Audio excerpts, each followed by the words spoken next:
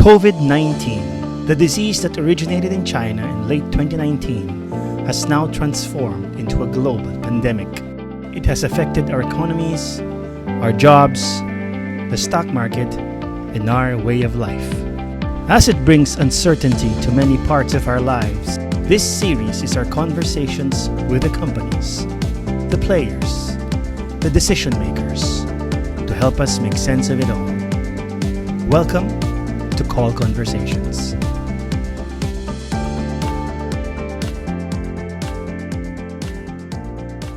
Hello, I'm April Tan, COL Chief Equity Strategist. Thank you for joining us in this episode of COL Conversations. We're joined by Mr. Chito Reyes of BDO, and we will discuss how BDO is coping with the current pandemic and their strategy in light of this new normal we are now facing. Good morning, Chito. Hi, good morning, everyone. Thank you for listening in. Yeah, and thank you also for joining us today. Maybe let's start with the question like, how are you affected by the COVID-19 pandemic and the ECQ? What services have you suspended for now, and what services remain open for your customers? Okay, maybe first from a branch operation perspective, we have roughly about half of our total branch network that's open at the moment. More as a percentage, we have more branches open outside Metro Manila. In the case of Metro Manila, we only have about 20 to 25% of our branches that are open today. And these are all based on a skeletal workforce with shortened banking hours. We are trying to keep as many branches open as possible, except that, again, the limitations on public transport prevent us from doing so. So as of now, the good news is that we're still able to show pretty good or decent growth in our deposits since the lockdown started.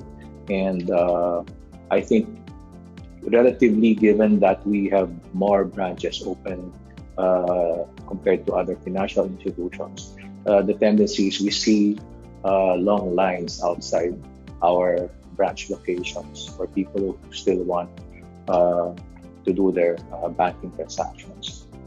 To also, I guess, help our people who are operating on a skeletal basis in the branches, we've also asked our clients to do some of their usual transactions online instead of doing it over the counter.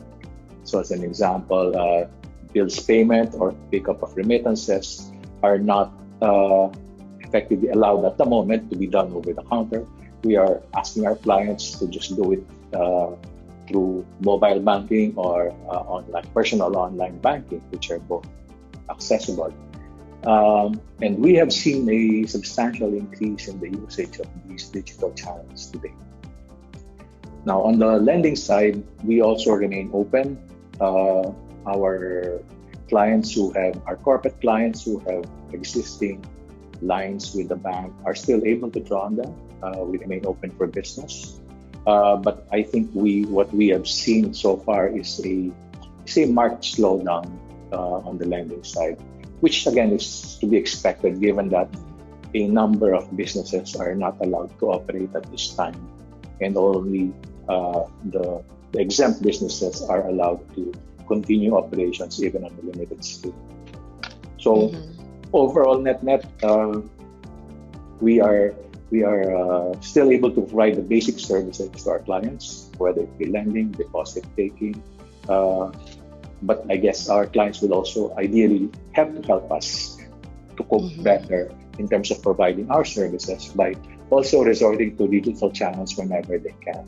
So that will hopefully help relieve the long lines at the branch locations. Yeah, and one of the things we've been reading in the papers is the request for banks to, have a 1-month delay in collection of interest on loan. So, can you discuss more about this? Like, how are you helping? Like, is it like collection of the loans? Like, even the amortization, or is it no interest, or it's only a delay in collection of interest and things like that? Can you discuss this part? Even before the Bayanihan law came into effect, we already announced a 60-day grace period for loan amortizations. So effectively, what it means is that any amortization in terms of principal or interest that will fall due during the lockdown period will be automatically extended for 60 days with no penalty. Okay.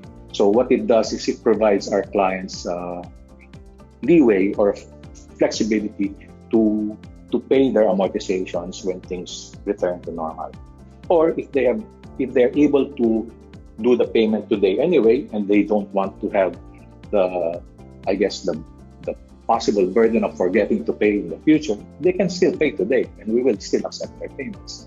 But for those clients who are unable to do so, then there's an automatic 60-day extension. It's not a forgiveness or condonation of interest. It's just a deferment of the payment schedule. But again, what consistent with the law, there is not going to be any penalty, no interest on interest, no late payment charges. So this is available only for retail or corporate and retail clients? It's for all our borrowers, both corporate and retail. And how many have availed of this? Have you seen the data? No, everybody today is not expected to make any payment unless they still want to. So it's an automatic 60-day extension today. Oo. Pero kasi there might be some clients who, don't wanna, as you said, they don't want to deal with a big lump sum kasi after 60 days, and then, you have to pay a lot. So, may mga nag-avail. Mayroong, like in my case, I had a credit card billing that's due a couple of days ago, and then I still paid it on 2 days without having to wait for that 60-day extension. I tend to forget those things, so I'd rather do it when I'm still very conscious about it, when I know it's something in my schedule and calendar. Let's talk about the future. I think one of the reasons why there's been some hesitation in buying the banks in the stock market today is concerns that your loans are vulnerable to non-performing loans or higher defaults. I guess one of the questions of the customers today is how big a loan exposure do you have to vulnerable sectors like airlines, hotels, SMEs, consumers? In terms of the vulnerable sectors, early on we identified basically the tourism and travel related industries, and we have about somewhere between 3 to 5% of our loan book in those industries. Now, that exposure is not totally unsecured. We do hold some form of collateral over a substantial portion of that. So that's one. The other potential vulnerable sector would be the SMEs, given that they have smaller balance sheets. Some of them may be the only business of the principal. So that may be more vulnerable as compared, say, to an SME business that is part of a group of businesses, where there are other businesses that could potentially help support the weaker sector. Now, we're trying to get an estimate of that as well, but officially, what we consider SMEs based on the BSP definition is just under 3% of our loan book, and that includes micro SMEs already. So it's not that big an exposure for us. And consumers? For consumer, consumer is big. That's about 22% of our loan book. But within that, within our 22% consumer exposure, roughly about 3/4, about 75% of our consumer loans are in secured products. So primarily mortgages and auto loans. Mm. So it's only the remaining 25% which is unsecured, and that would be in the form of credit cards, personal loans. Mm. And historically, our NPL ratios in the consumer lending space have typically been lower than the system average.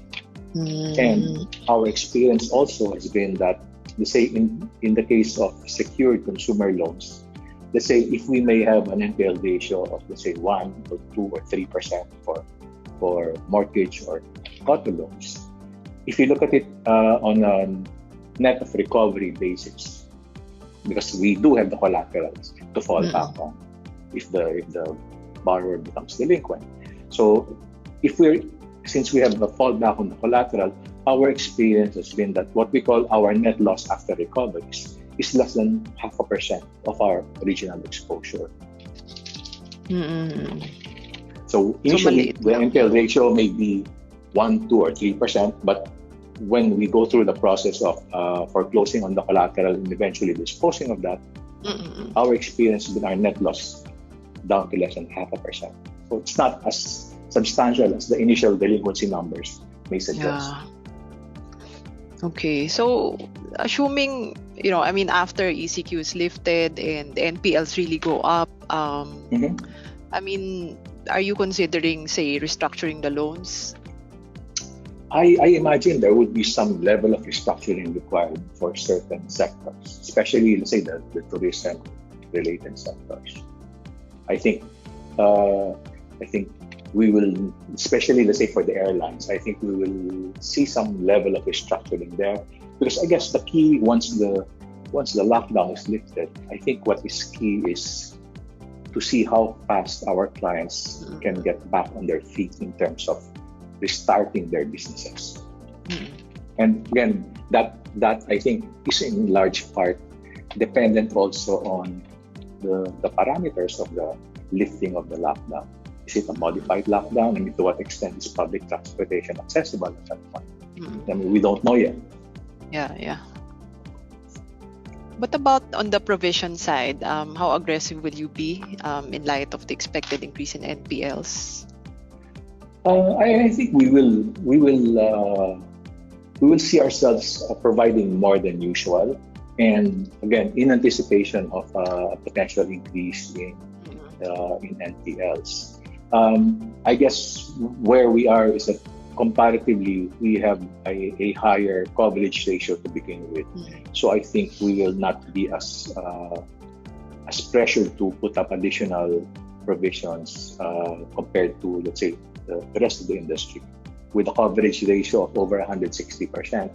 And even if you look at stage 3 accounts in particular, my recollection was that we had the highest coverage ratio among the peer group in terms of stage 3 accounts in particular.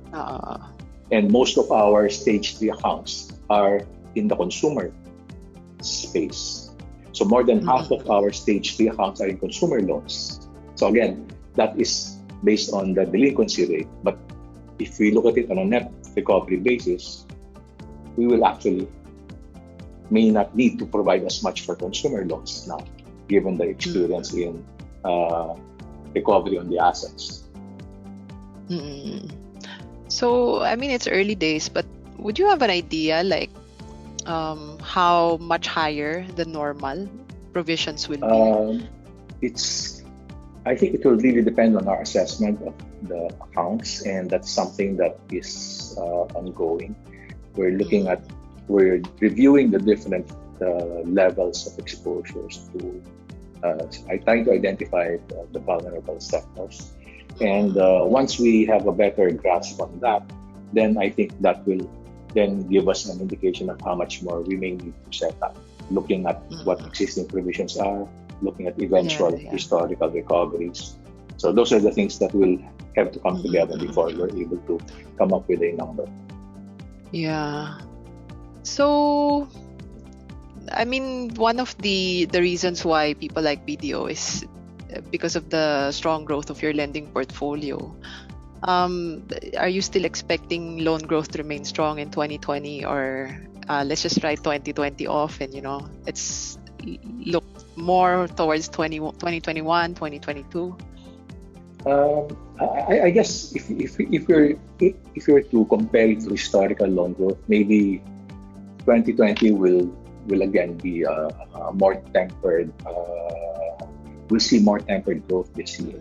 I think the possibility of double-digit growth in loans may actually happen 2021 or 2022, and I think that is in large part also going to depend on the lifting of the lockdown, whether it's going to be done in phases, to what extent is our businesses going to be allowed to resume operations, and how many different industries will be allowed to reopen. I'm also wondering, yeah. Mm-hmm. Realistically, for this year, I think maybe mid-single digit might be something to look at for now. I'm just wondering, in light of the expected economic slowdown because of the coronavirus, have you, I guess, adopted a more conservative evaluation of possible borrowers? Did you add like certain parameters in evaluating whether or not you will lend to a client? I mean, have there been any changes? Yeah, of course. I mean, like if a client has an existing line with us, but if let's say his business is not operating, he wants to draw on it, of course, we will tell him, I mean, we don't think it's an opportune time for you to do this transaction. What will you use the money for? He may just use the money for speculate on something.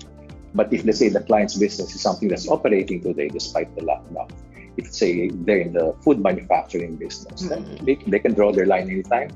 And we haven't actually raised our interest rates despite the temporary tightness in liquidity that we saw prior to the effectivity of the reserve cuts. Okay, on the side of the BSP, they have come out with a lot of rules that, in our opinion, is helpful for the banks. Can you discuss some of these measures and how they're helping you? Yeah, well, what they've indicated so far is a relaxation of the recognition of non-performing loans, given that there have been grace periods applied under the biennial law. So I think what they are doing is a delayed recognition of non-performing loans. In terms of additional provisions also, I think they have indicated that they will allow a multi-year staggered implementation of provisions so that it's not a one-time impact on a bank's P&L. They've also indicated that they may relax the liquidity ratios. Although I have not seen any specific circular yet to formally implement any of those things. But generally, the tendency of the BSP has been supportive of banks, especially recognizing that there's a potential increase in the level of delinquent loan counts. They're also providing more liquidity to the system by providing a rediscounting window, specifically for SMEs. They've reduced the policy rates. They've reduced the reserve requirements. So all of those are, again, measures that will provide banks hopefully with the liquidity and the willingness to continue lending to the real economy so that we can continue operating overall. And on the trading gains or trading portfolio, I remember that they also allowed a reclassification of some. Yes, that's correct. Yeah. My personal view there is yes, it provides a relief for banks with securities exposures that are out of the money, because then if your securities portfolio has a mark-to-market loss at the moment, by being able to reclassify that into the hold to collect category, then you will effectively not recognize that mark-to-market loss in your capital position. The premise there is if it's currently under other comprehensive income at the moment, so you have an unrealized loss, and therefore that reduces your capital position for CAR purposes. By being able to transfer that to the hold to collect category, then you effectively eliminate that CAR impact. So for banks who have capital positions that will be affected by the mark-to-market position, then they will be the ones who will benefit the most from this temporary relief. Okay. So going back to the policy rates and triple Rs, can you explain how lower policy rates and triple Rs help banks? Reductions in policy rates are not that helpful to banks in the sense that, again, it means that there is pressure on lending rates to come down. So therefore, it is something that's going to be detrimental to net interest margins over time. On the other hand, reductions in reserve requirements free up the former deposits with the BSP into something productive, like you are now able to convert a non-earning deposit account with the BSP into a loan asset or into an investment securities investment that will give you a higher yield.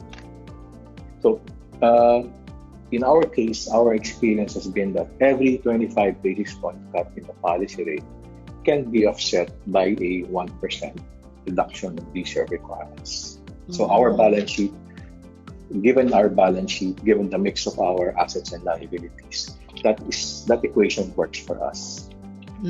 So far, the BSP has cut policy rates by 75 basis points, I think, while the reserve requirement has been cut by 200 basis points so far. So which means there's more policy rate cuts than reserve cuts at the moment. So again, so the initial impact is that there would be some pressure on our net interest margins. But internally, what we can do to mitigate that is, similar to our strategy last year, we have been growing our consumer and middle market loans faster than large corporate lending. And that is, so those two segments provide us higher yields compared to large corporate lending. So that's one way of mitigating that effect. On the funding side, we are also seeing higher growth in our CASA. Last year, our CASA growth was like 8% on a full year basis. But for most of 2019, CASA growth was just doing in the low single digits. So we saw some pickup towards the fourth quarter. So if we're able to continue with that pace of CASA growth, then that will also mean that we are getting more low-cost sources of funds that will finance our loan expansion. And that should be margin accretive as well. Yeah. And then higher yields from the consumer loans, no? Yes. So yeah, that's a good strategy. So in general, what do you think are some of the measures you took in the past that are helping you cope better with the ongoing crisis right now? Well, I think in terms of our digital channels, those have been ready since way before, except that what we were doing was gradually enhancing it in anticipation of higher transaction volumes, which is what we're exactly seeing today. Our problem before was getting our clients to use the digital channels. We were telling them, it's there, it's available, please use it.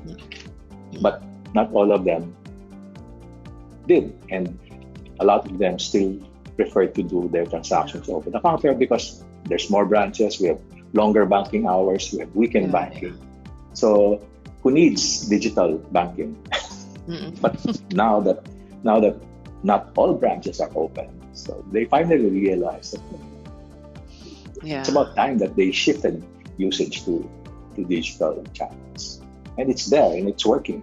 When I look at, let's say, a Viber group that shows how many, of a compilation of what businesses are offering, let's say, food products online.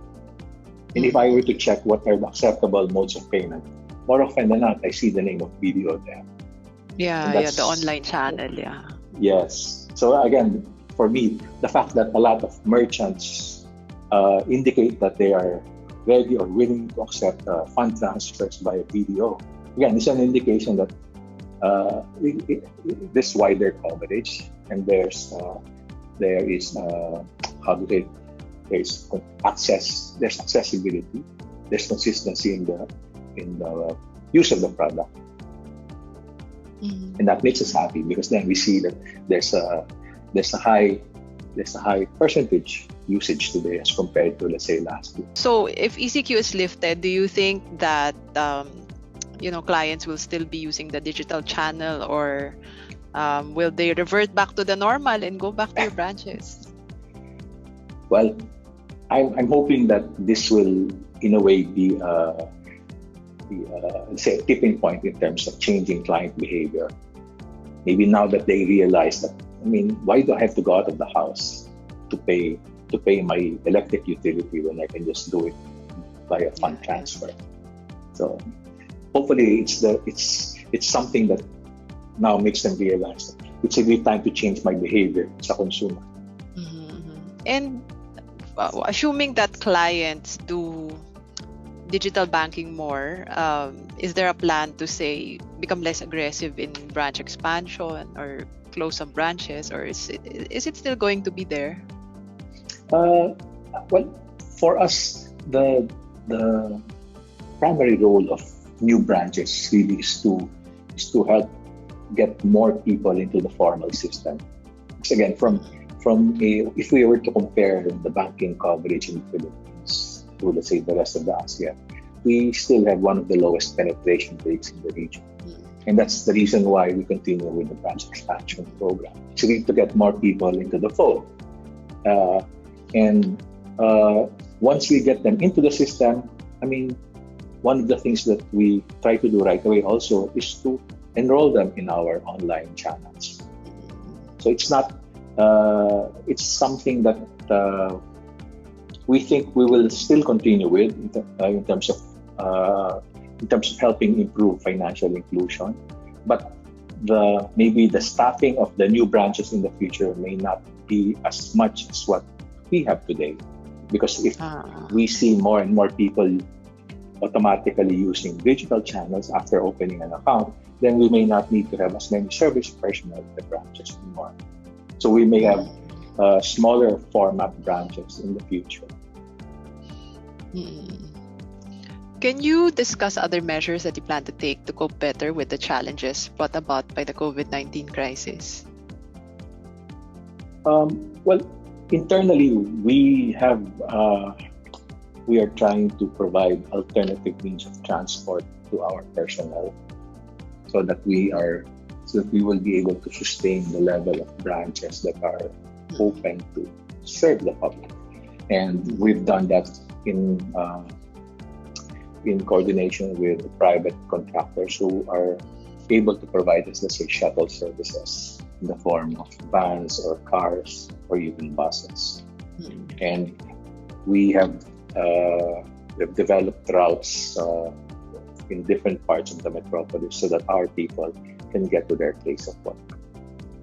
So that's one. Secondly, we are also trying to help reduce the burden on our healthcare system by coming up with an internal company-specific, let's say, COVID tele program. So it's a facility where our employees can do an online consultation with a group of medical practitioners who can help them, define, or who can help tell them what their symptoms mean. If an employee says, I'm experiencing this and this, without having to go to a hospital or consult a doctor, it's something that's specific to BDO in the meantime. So that's also our way of trying to help relieve any potential pressure on on the healthcare system, since most hospitals have already indicated that they are operating at full capacity. They cannot service all of the patients who come to them for medical attention. Yeah, so I just have one last question. I mean, compared to the global financial crisis, are you better off today than you were in the past? Maybe it's still too early to say whether we are better off today. I mean, in the global financial crisis, it was a credit event, right? So, I mean, we were still operating at full capacity, but we had to recognize markdowns, to say, in the value of our assets at the time.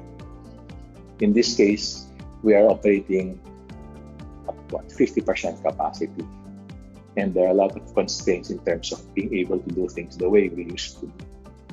So, I think in the case of the global financial crisis, yes, we took a markdown in the value of our assets, but I mean, in terms of the ability to carry on business as usual, it was there. We were not prevented from doing so, unlike today, where I mean, there's a lot of limitations in terms of our ability to offer the full spectrum of products to our clients.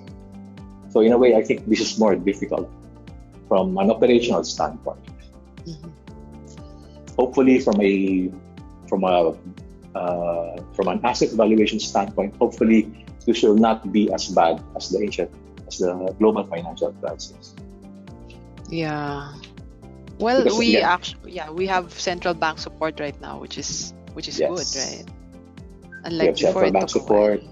Yeah. There's liquidity support. There are reliefs provided by the regulator in terms of asset quality recognition. So again, those are the things that, and the sooner we are able to help businesses get back on their feet, then again, the recovery process will hopefully come sooner rather than later.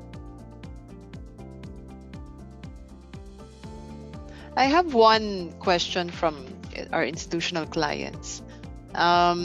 This is as far as the corporate lending is concerned. Actually, they're more concerned about construction companies. What would your plan of action be if the projects of these construction companies are put on hold or pushed back? Well, they are on hold at the moment, and I think what we expect is that once the lockdown is lifted, we expect construction activity to resume, both from the private sector and the public sector. I think the government has also indicated that they plan to resume the Build program when feasible. So in the case of the private sector, I think for the housing real estate developers, I think the plan also is to resume operations once the lockdown is lifted. So I think that we should see some resumption of activity in the construction sector. Yeah, I think that's how they will generate the jobs for the unemployed. No? Yes. So mukhang tuloy na tuloy yun, no? For the fiscal policy.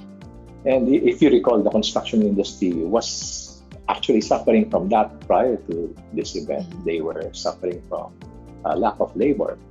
Yeah, it's true. So now it will provide them the opportunity to get labor. I mean, for those who will be displaced by, let's say, hopefully we don't see a lot of company closures, but for those who will be displaced by that, then the construction industry can be an alternative sector for them to get into. Okay, then there's another question here. How much is your exposure to SM, the conglomerate, and SM Prime? Any insights on their credit given the large overhead of those companies? Our related party lending, my memory serves me right, is I think somewhere between less than 2 to 3% of our total loan book.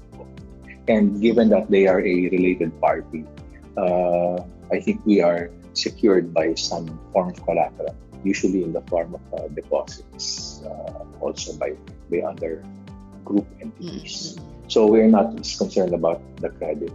I believe that the balance sheet of of our parent firm and SM Prime are very strong. They have a substantial cash position, and they have previously shown the ability to generate cash flows from both the retail and the mall operations. So now the mall operations are on hiatus, but I think once the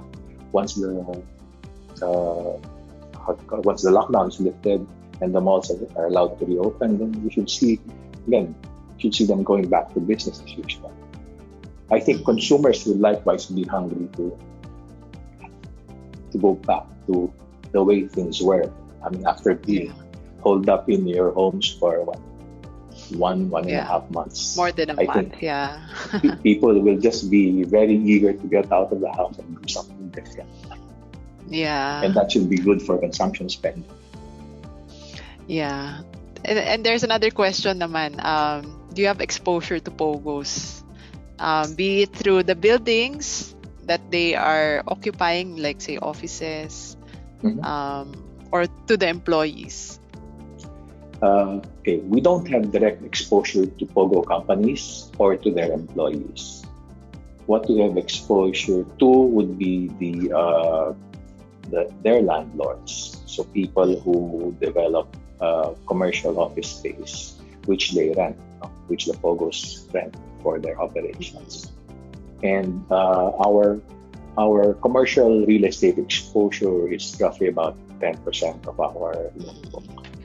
But again, we take comfort in the fact that our commercial real estate exposures are to the bigger names in the industry. So again, we are not as concerned about the quality of that exposure. Yeah. Are these clean loans or are they collateralized for commercial real estate? For the commercial, I think most of them would be on an unsecured basis. Because if you're talking the likes of Ayala, or Robinsons, or SM, in all probability they will be on an unsecured basis. Okay. So, do you have any closing thoughts? Well, no. I mean, I guess similar to everybody's wishes. Again, what we just hope to see is that we're able to get out of this sooner rather than later. And again, our wish is that we will be able to resume full operations just like everybody else and help our economy get back on track. So that should be, again, for the good of everybody, because then we will be able to provide jobs again to the people who are idle at the moment or to the people who will be displaced in certain sectors. So the sooner we're able to restart the economy, the better for everybody. Okay. With that, thank you very much, Chito. And stay thank you safe. too for giving us the opportunity. Yeah. Stay safe, everyone. Even with the COVID-19 crisis, BDO continues to serve its customers. Second, half of its branches are still open, particularly in the provinces, and this has rewarded BDO by resulting to a continuous growth in its deposits. Third, it has also granted a 60-day grace period for payment of loan amortizations with no added interest and penalties to its customers. Fourth, because of the lockdown, BDO is seeing an increased adoption of its online channels. If customers continue to use the online channels even after the ECQ is lifted, then BDO would benefit as its costs would go down. On the negative side, business will be hurt because of the COVID-19 crisis. Loan growth is expected to slow down to mid-single-digit levels, while non-performing loans will increase. Nevertheless, BDO said that loans to tourism and travel industries, SMEs, and consumers are mostly collateralized, so they won't have to write off everything. A better assessment of how BDO will be affected by the ongoing crisis can be made once the ECQ is lifted so that businesses can continue to operate.